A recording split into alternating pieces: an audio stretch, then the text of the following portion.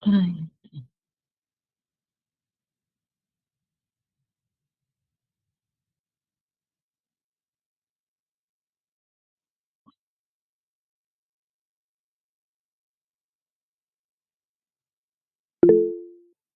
ah,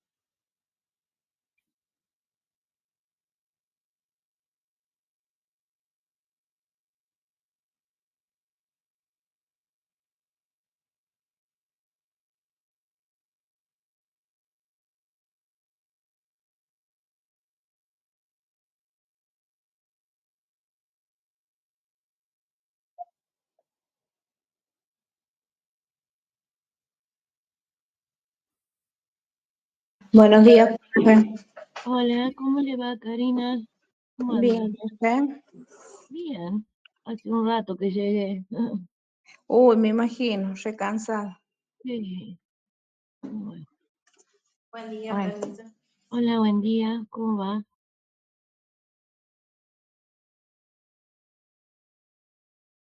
Y dice que se viene más frío ahora, no sé, no sé, por allá. Sí, profe, acá está bastante fresquito. Anoche hubo hace un chaparroncito, pero está bastante fresco todavía. ¿Y Y ahí sí, cómo está? igual, está fresco, acá no cayó el chaparrón para nada, pero anuncian frío. Ah, bien, bien. Mm, pero está un poco nublado también. Sí, acá también, así, nubladito está. Y sí, y bueno, estamos en temporada de invierno. ¿Qué vamos a hacer? Y sí, nosotros acá tuvimos unos días bien fresquitos, porque nosotros somos más de calor, pero bueno, está re Ah, lindo, por lo menos. está bien.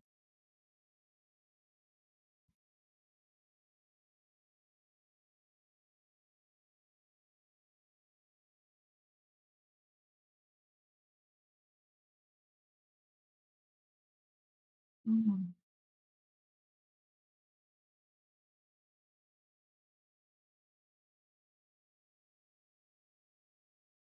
A mí me escuchan bien, ¿no es cierto?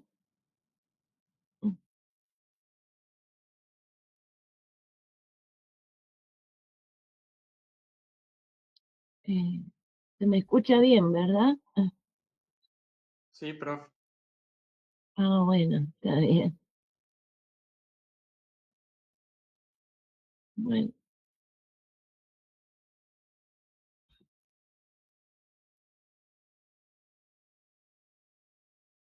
bueno, vamos a retomar entonces un poco la clase de ayer que habíamos visto a lo que se refiere el derecho de la navegación. Nuestro caso incluye la navegación marítima, lacustre y fluvial, siempre que las aguas en estos últimos dos casos sean navegables. ¿Y por qué digo esto? Porque en otros sistemas jurídicos ha estado contemplado solamente el marítimo y a los ríos se aplicaban otras normativas jurídicas, como fue durante mucho tiempo el caso de Francia. Pero después hay una modificación y en la actualidad queda como en todo el resto de los estados, que cuando se hable de derecho marítimo o derecho de la navegación por agua, va a incluir la navegación de los ríos y lagos navegables y del mar. Bueno, el modelo que sigue nuestro derecho argentino, eh, primero había sido el Código de Comercio de 1804, pero después esto fue hasta 1973. Y después de 1973 se redacta la ley de la navegación, la va a redactar Atilio Malvani. Le van a hacer un encargo en 1959, 1960, que redacte un proyecto de ley de la navegación y lo redacta en solo 2 años y después pasa a consideración de distintas cámaras. eh, y va a estar en espera por lo menos 10, 12 años, hasta que se lo va a aprobar al proyecto. Si bien él fue rápido en hacer el proyecto, fue lerda la aprobación porque distintas comisiones revisoras lo estudiaban, no se pronunciaban, hasta que la última sí se pronuncia en 1972 y entra en vigencia en 1973,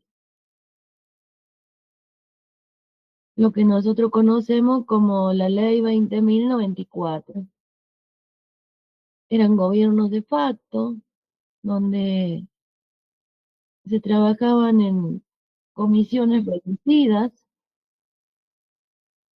y bueno, se lo aprueba al, al proyecto. Ahora bien, este proyecto de ley de la navegación tiene antecedente, o sea, ¿en qué se basó? Y tomó de modelo al Código de la Navegación de Italia, de 1942. Y también Attilio Malvani toma de modelo los contratos, esto es importante, los contratos de locación, de fletamento, del derecho anglosajón. Entonces, nuestra ley de la navegación siguió un poco al derecho francés en esta última parte, y a su vez el derecho francés había tomado algo del derecho romano también en esta materia, ¿no? Y de las distintas costumbres eh, en la navegación, costumbres universales. Y lo curioso es que en este caso, en nuestra ley de la navegación, va a tener antecedentes del derecho francés, de los usos y costumbres eh, europeas, pero también en esta parte el derecho anglosajón. Y el derecho anglosajón es distinto al derecho romano, al derecho francés, porque en estos dos últimos se sigue un sistema, y un sistema, eh, todo su contenido tiene relación en todos los sentidos, vertical, horizontal y transversal. Y todas las instituciones están relacionadas cuando se las regula. En cambio, el derecho anglosajón es casuístico, se regula por casos, eh, basado más en la experiencia. Y bueno, entonces de esa mezcla que tenemos nosotros, resulta la ley de la navegación. Y esas diferencias que tenemos con la inclusión de derecho anglosajón en nuestro sistema de derecho romano, derecho francés, la vamos a notar en los contratos de utilización de buques y en los contratos de compraventa de mercadería. Entonces es muy importante hacer esta alusión a los antecedentes, vendría a ser. Los antecedentes del derecho de la navegación por agua en nuestra legislación. Y la mayoría de los códigos latinos, cuando uno dice latino, bueno, de habla hispana, francés también, siguieron el modelo del código francés. Eh, y otros países no, siguieron el modelo, como quien dice, el modelo del derecho anglosajón, que incluye Reino Unido, Estados Unidos, Australia, y bueno, todos aquellos países que fueron conquistados por los ingleses. Y hay otros sistemas, como el sistema germano, germano escandinavo, más adelante lo vamos a ver, y el sistema también, en ese sistema germano-escandinavo entrarían también los países asiáticos, como Rusia, por ejemplo. Lo importante de todo esto es qué modelo seguimos nosotros. Seguimos un modelo en principio francés, latino, pero con mezcla en la parte de los contratos de utilización de buques, así se llama, y de compraventa de mercadería, al derecho anglosajón. ¿Mm? Bueno, me busco agua y estoy de vuelta.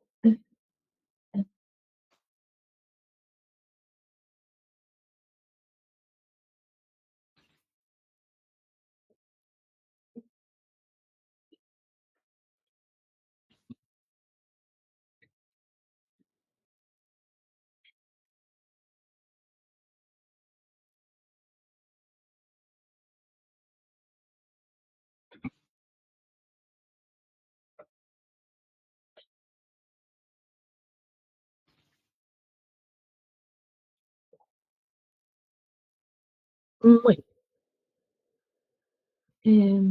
me gustaría saber si esa parte se entendió para seguir.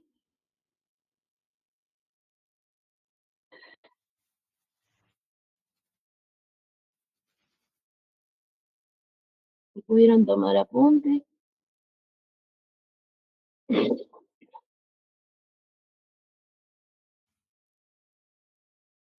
Sí, profe. Bueno, claro. El modelo, Brian, el modelo sigue al derecho francés, al derecho latino, pero también tiene parte de derecho anglosajón. El derecho anglosajón lo vamos a ver en los contratos que se llaman de utilización de buque y en los contratos de compraventa de mercadería y transporte de mercadería, transporte de mercadería por agua. ¿Y en qué lo vamos a ver? Y en el sistema de limitación de responsabilidad, por ejemplo. Se aparta del derecho francés, se aparta del derecho romano. Y comienza el tema de la limitación de la responsabilidad. Esa es los antecedentes.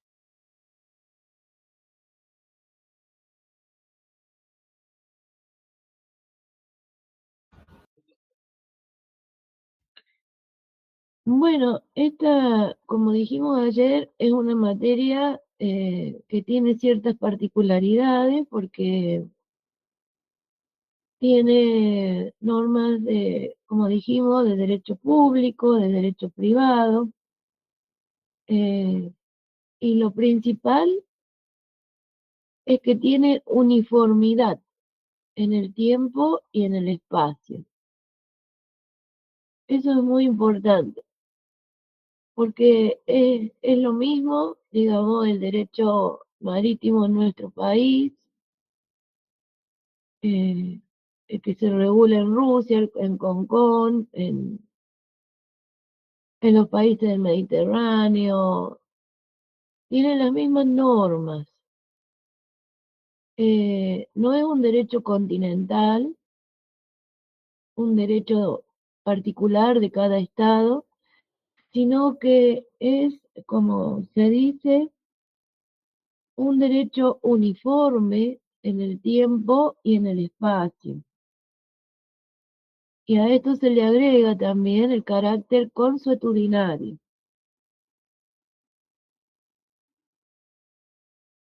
El carácter consuetudinario se debe a que se basa en usos y costumbres. Eh, las normas se crean,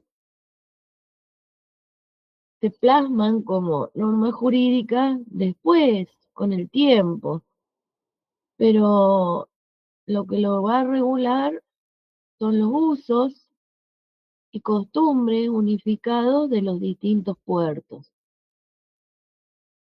Y esto nos da una característica de seguridad y tranquilidad, porque sabemos que el mismo derecho que regula a nuestro país en cuanto al derecho marítimo va a ser el mismo que de Uruguay, de la costa africana, de Afganistán, de los países asiáticos, mediterráneos. Se ha logrado a través de los usos y costumbres, que las normas que los estados van a crear después, cada uno, respeten esa uniformidad que hay en el derecho de la navegación por agua. Entonces, lo vuelve, como quien dice, más seguro. Nosotros conocemos acá el derecho en sí, eh, los tratados que se van a ir firmando, eh, o los convenios que dan los organismos internacionales, y van a ser lo mismo para cualquier país. Es diferente a lo que es el derecho civil, por ejemplo. El derecho civil en un estado va a respetar los valores de ese estado, en cuanto, por ejemplo, a constitución de la familia, la libertad, la propiedad privada. Entonces vamos a ver que hay derechos civiles que son distintos, por ejemplo, sería distinto el nuestro con el de Afganistán, por ejemplo, sería distinto con el de Corea, por ejemplo. En algunas cosas también es distinto con los países musulmanes. Eso acá no sucede. Eso acá directamente es el mismo derecho que se aplica.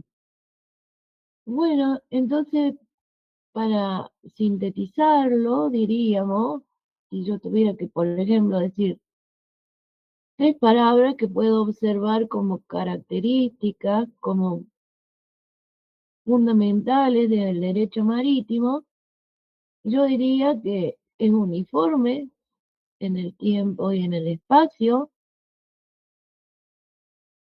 y que tiene un carácter consuetudinario. Tiende a ser lo que llamamos ayer universal, cosmopolita. Para poder entenderlo, es como decir, ¿y dónde nació el derecho de la navegación por agua? ¿Dónde nació este derecho marítimo? Y en el mar, y bueno, eh, al nacer, al tener como teatro, digamos, el espacio donde se va a originar es el mar, y el mar baña todos los países de los distintos continentes, y bueno, es como decir, se impuso. Es el derecho del mar que al tocar cada una de las costas de los distintos países se aplica a eso, sin importar qué derecho civil o qué derecho penal se tenga en los países que el mar se acerca. El mar bañe sus costas. Entonces, una vez que tenemos eso y se ha entendido, si no lo han entendido, levanten la manito, lo explico de otra manera. Y bueno, y si se entendió, continuamos. Lo que hay que hacer es un análisis completo de las instituciones que tiene el derecho de la navegación por agua. Y vamos a empezar por dónde? Por el ambiente. ¿Dónde se desarrolla? Profe, ¿Sí? en las características dijo las tres características importantes: uniforme, universal o cosmopolita, y el tercero. Consuetudinario, carácter consuetudinario. Sí. Gracias, profe. Y voy a agregar entonces algo más a estas características que nosotros llamamos así, para que yo pueda introducirlas y explicarlas. Hubo un autor francés llamado Pardesus, de la época de Ripert, eso lo tienen que haber visto en civil, a este autor, al Ripert. Pardesus decía que esas tres cosas eran un particularismo del derecho marítimo. Era algo muy particular de ese derecho y que no estaba en otro. Entonces esto nos va a dar lugar a desarrollar más adelante lo que se llaman caracteres. Voy a ver si lo puedo desarrollar hoy. Los caracteres serían otros 6 más. Y a esto le dejaríamos el nombre de particularismo según Pardesus. Una vez que está entendido que es la uniformidad en el tiempo y en el espacio, que tiene carácter consuetudinario, bueno, esta es una originalidad que es propia del derecho de la navegación por agua. Bueno, entonces pasemos a las instituciones con las que va a trabajar el derecho de la navegación por agua. Y una de las primeras características, digamos, uno de los primeros elementos, uno de las primeras instituciones en ese inventario que vamos a hacer es el ambiente. ¿Dónde se desarrolla esta actividad? Y bueno, esta actividad se desarrolla, como dijimos ayer, en un ambiente más o menos fluido y acá va a ser el agua, porque es derecho marítimo. Bueno, entonces, el mar va a ser la principal característica de este ambiente. Y este ambiente tiene riesgos que le son propios. Las tormentas, las olas, eh, los espacios en que son peligrosos para la navegación, eh, por razones no solo climáticas, sino también físicas, como es el Triángulo de las Bermudas, por ejemplo. Entonces, es un ambiente en el que se está en constante peligro, porque no está en la tierra, está alejado de la tierra y toda esa incertidumbre que se vive en el ambiente marítimo no es la que tenemos en tierra. Es más tranquilo vivir en tierra que andar en el mar, obviamente, por los peligros, por los problemas que puede llegarme a traer materiales, los problemas materiales y a su vez los problemas jurídicos. Y esos van a ser los que necesitan de una regulación normativa, los problemas que se me van a presentar en esa actividad.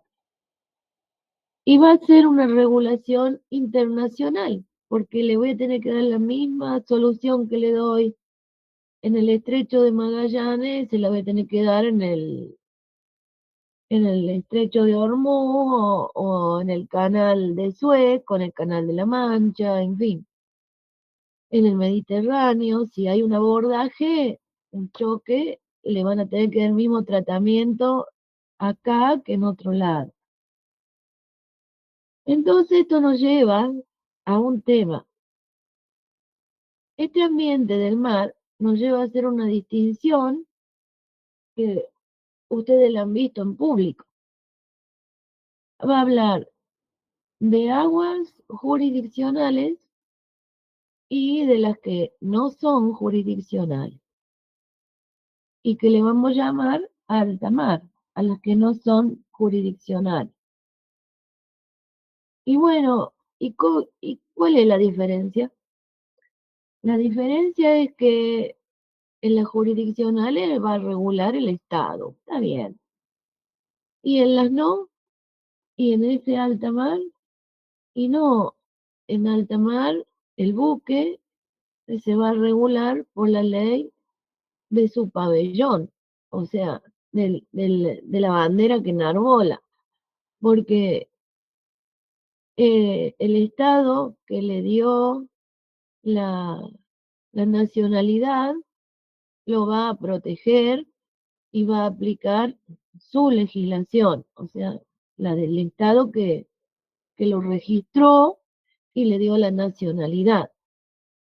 Bueno, entonces ahí la soberanía en alta mar está restringida, está, porque cada uno de los buques se va a regular por su ley de la nacionalidad.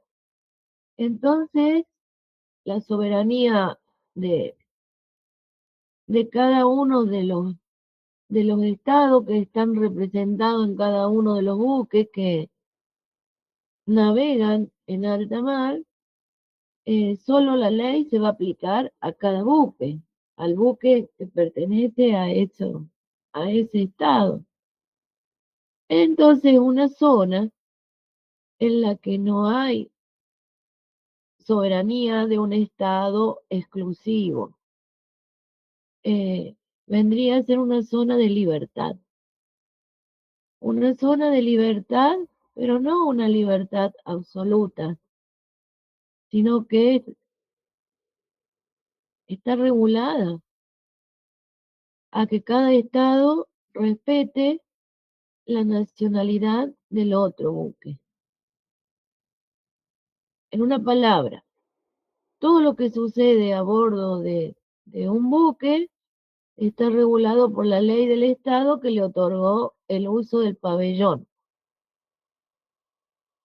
Están sí obligados a una cooperación internacional.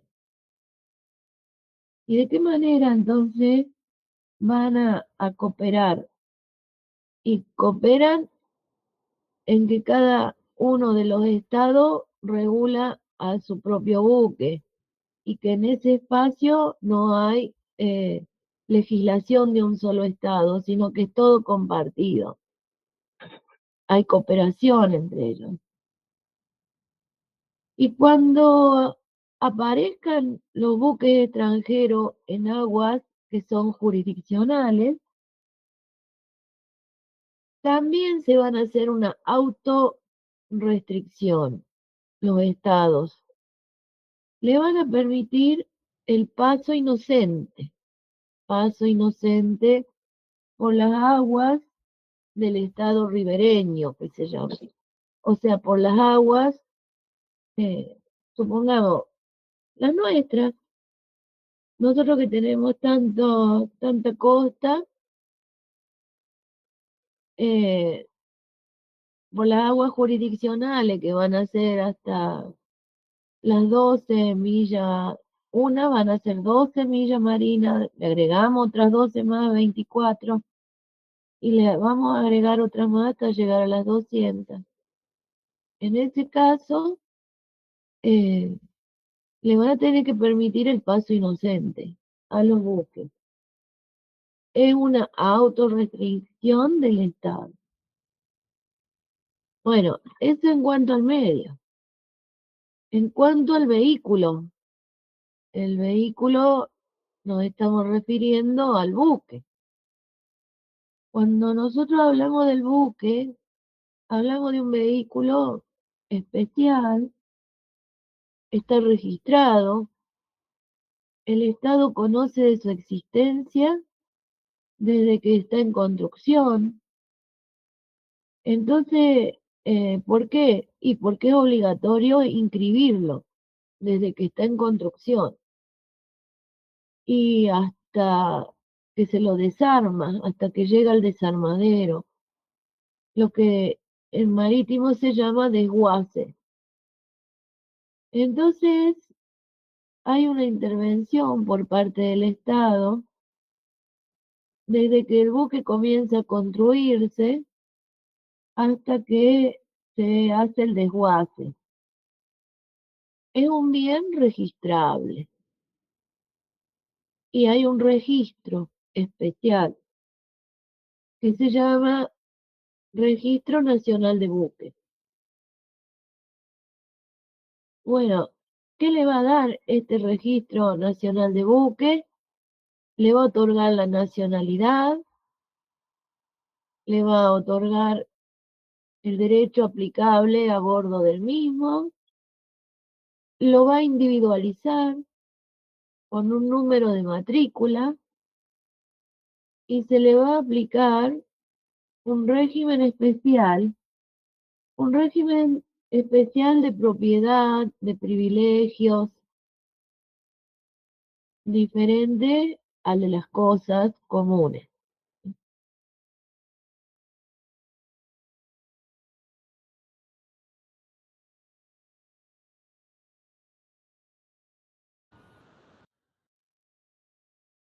Ayer nombramos una...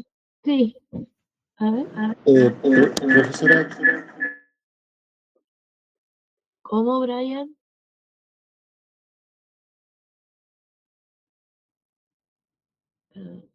¿Preguntaste algo, Brian?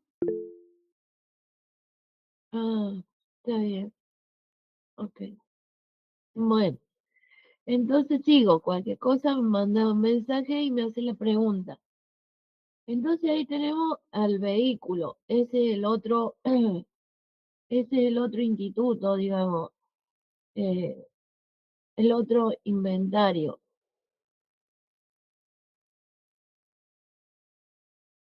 No, los caracteres del registro. El Registro Nacional de Buque vendría a ser como un registro de la propiedad. Es un registro especial, eh, te va a otorgar una matrícula al buque y le va a otorgar la nacionalidad y la va a tener que mostrar a través del uso de la bandera el buque. Entonces, eh, le va a dar un régimen también especial de propiedad, de privilegios, de embargos, en esa parte muy importante. Después tenemos lo que ayer nombramos, la hipoteca naval. Bueno, con respecto a la hipoteca naval, nosotros hasta acá veníamos con una estructura de estudio que sabíamos que solo los bienes inmuebles tenían una hipoteca, eh, porque la hipoteca era aplicable en derechos reales a los bienes inmuebles. Y resulta que acá me sale con que hay hipoteca naval. ¿Cómo es la cosa? Y el buque en sí eh, se discutió acerca de su origen, si se lo iba a considerar una cosa mueble o una cosa inmueble. Bueno, eh, los que se inclinaron por el inmueble, y es como decir que es un inmueble, como quien dice, por accesión, porque estaría adherido al agua. Y si lo saco del agua, pierde la finalidad, no me sirve para nada. Entonces, dice, ¿cómo puede ser que al buque se le dé un tratamiento de inmueble? Porque dice que se puede, se puede hipotecar desde el primer momento, desde el momento que está en construcción. Se lo hipoteca generalmente cuando una compañía le encarga al astillero vendría a ser el constructor, le va a encargar al astillero que le construya un buque y bueno, y que se lo va pagando en cuotas, pero mientras tanto el que está poniendo la plata es el constructor. Y bueno, ¿cómo se asegura de los pagos? Porque son muchas cantidades de dinero en dólares o en la moneda que sea, pero es una cantidad muy grande. Entonces lo mantiene hipotecado. Cuando termina de pagar, le saca la hipoteca, o sea, la hipoteca termina.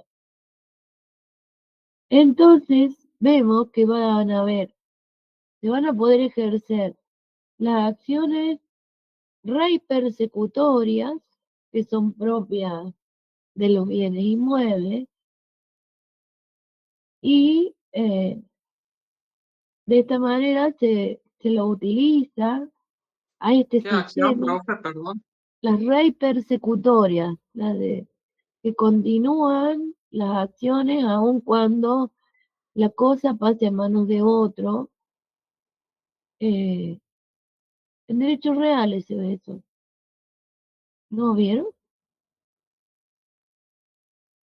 Sí, ¿han escuchado lo de las acciones rey persecutorias? Oh, No, doctora. bueno, bueno, son las acciones que se continúan aun cuando el bien inmueble pase a otras manos y bueno, el que tiene mejor derecho puede seguir reclamando y no pierde el derecho a los reclamos. En latín significa que se persigue a la cosa, es un derecho que persigue, me da facultad para perseguir y seguir reclamando por la cosa. Esto en cuanto a la hipoteca naval. Después tenemos otro que son los derechos privilegiados. Otra de las instituciones son los derechos privilegiados. ¿Y cuáles son los derechos privilegiados? Aquellos que son de mejor calidad, por decir así, que los derechos comunes, los derechos de los acreedores comunes. Y los derechos privilegiados, en el derecho común, es primero en el tiempo, primero en el derecho. Bueno, ese principio de primero en el tiempo, primero en el derecho, acá se ve dado vuelta. Y por una razón que ya voy a explicar. Acá es último en el tiempo, primero en el derecho. ¿Qué significa? Significa que la última persona que ayudó a la embarcación con víveres o con arreglos del buque, reparaciones o suministro de combustible y no le paga ahí nomás el, el armador del buque, sino que se lo va a pagar después, ese derecho que tiene el que le suministró lo que necesitaba, va a tener un privilegio. ¿Cuál? De ser pagado primero que todos los otros que fueron hacia atrás. Entonces supongamos que un buque entra en un puerto, compra mercadería, obviamente que se conocen los armadores, y contrae una deuda a pagar en 30 días. Bueno, va a otro lado, se le rompe la hélice y la hace arreglar en un astillero, no tiene plata. Dice, bueno, te pago dentro de 30 días también cuando llegue, pero ya tengo una diferencia y uno antes que ese. En el derecho común tendría que pagarle primero al que le fió primero y después a los otros. Acá hay un principio que se basa en lo siguiente. El último que me ayuda a mí a que pueda terminar con la expedición eh, o llegar al puerto, terminar con la expedición, ese va a ser pagado primero que los otros anteriores, los créditos de los otros anteriores que me han dado. Ya lo vamos a volver a ver, pero esa sería la diferencia de los privilegios marítimos. Y recaen, puede ser que recaigan sobre el buque o sobre la carga. ¿Ah? Esa es otra de las diferencias. ¿Se entendió esto? ¿Ah? Sí, doctora. Ah, bueno. Profe, Sí, una consulta. En este privilegio, ¿habría diferencias si, por ejemplo, se ayudó en víveres, en proporcionar los víveres, o si fue, por ejemplo, para el buque en sí, por ejemplo, el combustible? ¿Siempre va a ser el último que dio esta ayuda o va a tener que ver, por ejemplo, los víveres que podrían ser más importantes en alguna cuestión que el combustible? Ajá. Bueno, la pregunta, no, tiene que ver con el tiempo directamente. El último que me ayudó, ese hizo que yo terminara con la expedición y lograra llegar al punto de destino. Entonces, por ese solo hecho, es un principio del derecho de la navegación por agua. Ese que me ayudó y por fin yo llego, a ese le pago primero que a todos los otros. Y no tomo en cuenta, en un principio no tomo en cuenta si fueron víveres, si fue arreglo de la máquina. eh, Se toma en cuenta eso. Es un principio, como decíamos ayer, que los principios eran las notas fundantes. Vieron que nosotros dijimos que uno de los principios era eh, el buque en constante movimiento. A ver si se acuerdan de ayer. Buque en constante movimiento, que se debe cumplir con la expedición. El objeto era cumplir con la expedición. Y el otro principio, ¿cuál era? Vamos, ahora les toca a ustedes. ¿Me ayudan? Porque me acuerdo. Búsquenlo, búsquenlo, repásenlo ya. Y A la después pregunta. decía uno de que la responsabilidad de los armadores y los propietarios es limitada. Que eso Ah, usted esta. dijo de que ese es el principio, pero ya Ajá. dentro, o sea, a medida que vamos avanzando las bolillas puede cambiar, pero ese sería como el principio general, digamos. Ay, sí, pero ese no va a cambiar, ¿eh? O sea, esos principios se mantienen. Ay, guarda, que... A ver, los principios que di ayer se mantienen, ¿eh? Se discuten, pero se mantienen. A ver, ¿lo entendieron todos así o voy a tener que arreglar lo de ayer? Si no, a ver, contéstenme porque si no voy a tener que... Claro, o sea, de que ese principio es como el principio efector, pero hay Sí, doctrinas que dicen lo contrario, o sea, como que discuten esa sí, limitación de la responsabilidad del principio. está bien, está bien. Sí, sí, sí. Eh, Está bien, está bien. Pero se sigue manteniendo. Por más que todos andemos discutiendo, se sigue manteniendo. Bueno, entonces después tenemos el armador. Eh, el armador es quien utiliza el buque conforme a su destino. Ayer ¿Este dijimos que sería otro instituto, profe? o- otra institución sería esta. Sí, es otra de las instituciones.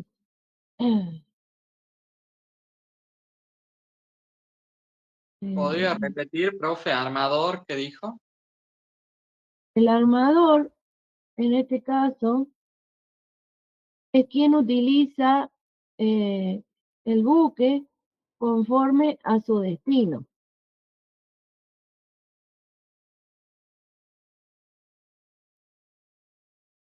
Por ejemplo, si yo ayer hacemos la distinción entre propietario del buque y el armador. El propietario es el poseedor, el que tiene la nuda propiedad. Y este propietario, al ser, puede ser que sea una sociedad anónima, puede ser que sea una SRL. Entonces, tienen, tienen acciones los propietarios, nada más, acciones. Pero a ellos no les interesa hacerlo trabajar ellos mismos.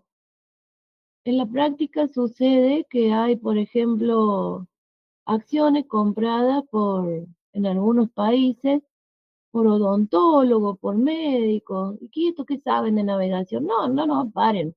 No le interesa la navegación para ejercerla, pero sí como un medio para tener acciones que son bien valuadas. Entonces, propietario podemos ser cualquiera, teniendo los medios económicos es cualquiera, pero el que va a ejercer la actividad navegatoria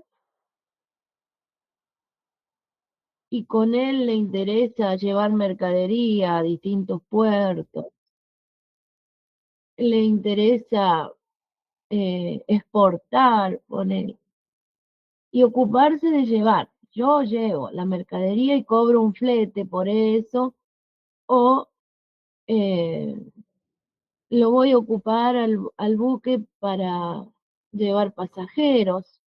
Y bueno, ese va a tener el nombre de armador. Ese va a ser el armador. Es quien lo utiliza conforme a su destino, obviamente a través de un contrato de alquiler, de una locación, y lo va a explotar por cuenta propia. Eh, Tiene fundamento en el 170 de la Ley de la Navegación. Eh, para que se entienda rápido y claro, el propietario tiene la nuda propiedad. El armador es el locatario, por ejemplo, podría ser quien se lo alquila y lo hace trabajar bajo su responsabilidad. Otra de las instituciones es el capitán. ¿Se entendió el armador, no? Ay, contéstenme. Está muy claro. Bueno. El otro es el capitán. El capitán es una figura compleja porque tiene características de derecho público y de derecho privado. En primer lugar, es el jefe de la embarcación. Va a ser elegido el capitán por el armador del buque. Entonces va a ser un representante legal del armador. Lo va a unir al armador y al capitán un contrato que se llama de ajuste. Y también va a estar unido el capitán a la ley del Estado a que pertenece ese buque. Entonces, para mantener el orden jurídico a bordo del buque, va a tener que aplicar la ley del Estado que le concedió el uso de la bandera al buque. Y también va a ser un locador de servicios.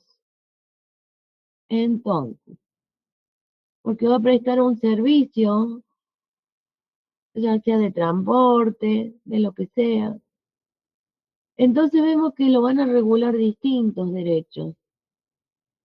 Cuando actúa como representante del Estado, aplicando la ley a bordo del buque, aplica la ley del Estado que tiene la bandera del buque, es derecho público, porque ayer dijimos que el capitán podía recibir actas, labrar actas de nacimiento, de defunción. Entonces está cumpliendo con la ley del Estado.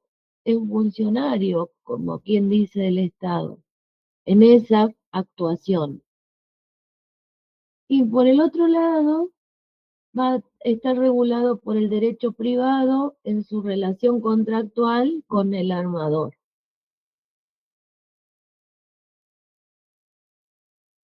No sé si se entendió ahí. Si hay algo que no hayan captado, me lo dicen ya, entonces me vuelvo.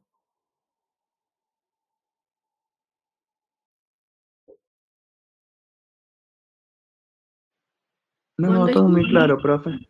Cuando ejerce las funciones para labrar actos de nacimiento, de defunción, el capital, ese está aplicando el derecho del país al que pertenece el barco.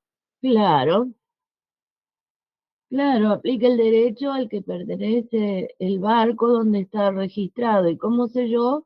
A simple vista. Le puedo mirar la bandera que lleva. Conociendo la bandera, sé a qué estado corresponde. Claro. Y en cuanto a su relación con el armador, y ahí es una cuestión de derecho privado.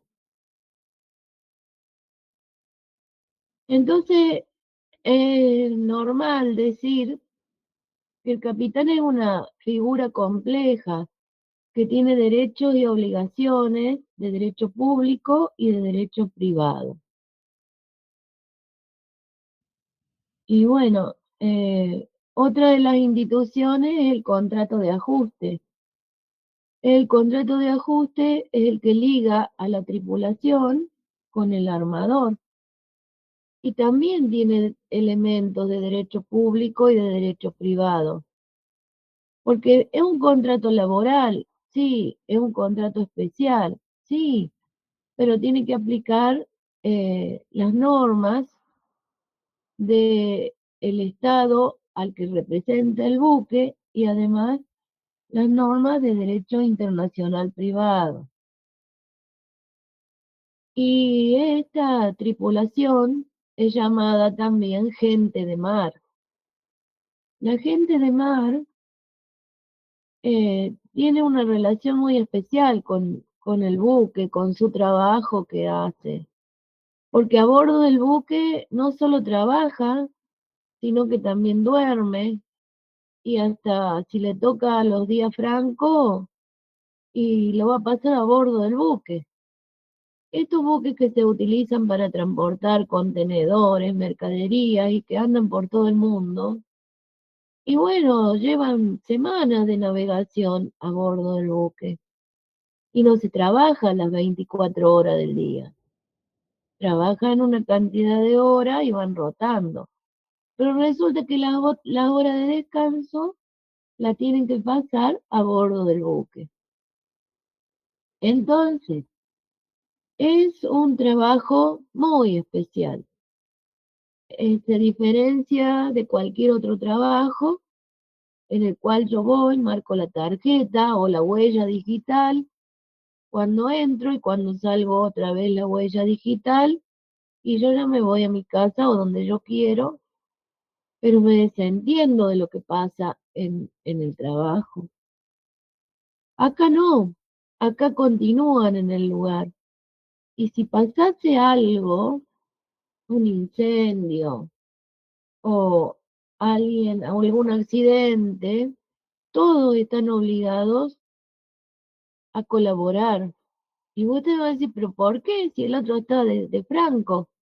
Porque es una cuestión de vida o muerte, en el sentido que si algo falla y puede irse toda la embarcación a pique, o sea, se hunde, se desaparecen las personas. Entonces es un trabajo distinto del cual yo puedo estar trabajando en una fábrica. Y bueno, si ocurre un incendio, ¿a quién llamamos? A los bomberos, que se la arreglen los bomberos y los que estaban trabajando en el lugar. Y los otros, bueno, los otros no, se quedan en su casa. No es obligatorio ir. Peor todavía. A lo mejor si van, entorpecen las acciones. Y bueno, eh, esa sería una de las instituciones más importantes. Me faltan unas 4 más, pero la veremos en la próxima clase. Y a través del grupo voy a poner el Classroom, el código y Y en principio sí, la clase se va a dar, a no ser que, bueno, que haya alguna disposición o que estén todos de acuerdo en parar para ese día. Bueno, no sé si quedó clara las cosas o hay alguna duda. ¿Qué me dicen? Está claro, doctora. Bueno, ¿y lo demás? Se entendió Sí, todo, profe, profe. muy claro. Ah, bueno, pueden tomar nota, así, ¿no? Sí. Sí, sí, vamos tomando nota. Bueno, y bueno, entonces eh, llegamos hasta acá hoy. Y próxima semana más contenido. ¿Está? Bueno, profe, que tenga Bueno, Bueno, buenas profe, que tenga bueno, buen fin de. bueno, muchas gracias. Que anden Chao, muy hasta bien luego. y que descansen. No,